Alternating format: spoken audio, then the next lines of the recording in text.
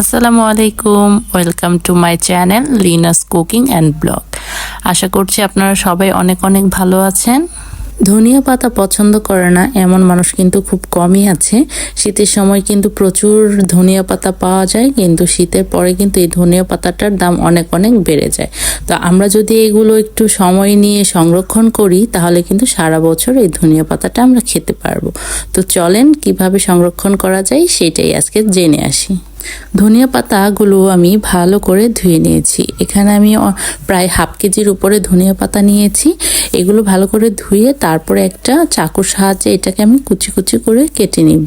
ধনিয়া পাতা খেলে কিন্তু শরীরে খারাপ কোলেস্টেরলের মাত্রা কমে যায়, এবং যারা ডায়াবেটিস পেশেন্ট আছেন তাদের জন্য কিন্তু এই ধনিয়া পাতাটা অনেক অনেক বেশি উপকারী। ধনিয়া পাতাতে কিন্তু কোনো প্রকার পানি থাকা যাবে না, তাহলে কিন্তু অতিরিক্ত বরফ জমে যাবে এবং ধনিয়া পাতাগুলো আর ভালো লাগবে না। আমি কিন্তু ধনিয়া পাতাগুলো ভালো করে শুকিয়ে নিয়েছি ফ্যানের মধ্যে রেখে।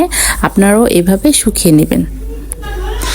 এইরকম কুচি কুচি করে সবগুলো ধনিয়া পাতা আমি কেটে নিব। সবগুলো ধনিয়া পাতা আমি এখানে কেটে নিয়েছি। এই যে এইরকম কুচি কুচি করে কেটে নিয়েছি, আপনারাও কিন্তু এরকম কুচি কুচি করে কেটে নেবেন।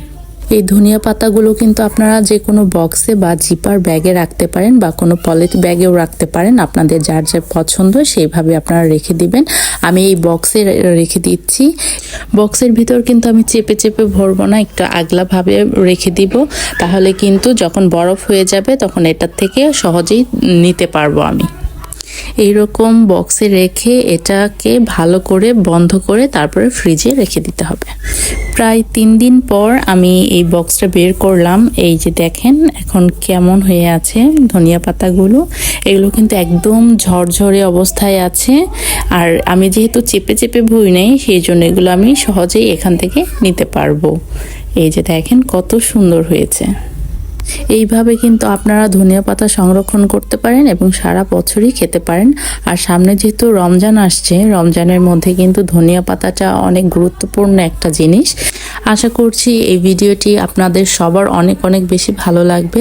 যদি ভিডিওটি ভালো লেগে থাকে তাহলে অবশ্যই লাইক, কমেন্ট এবং সাবস্ক্রাইব করতে ভুলবেন না, এবং সবসময় আমার পাশে থেকে আমাকে উৎসাহ প্রদান করবেন।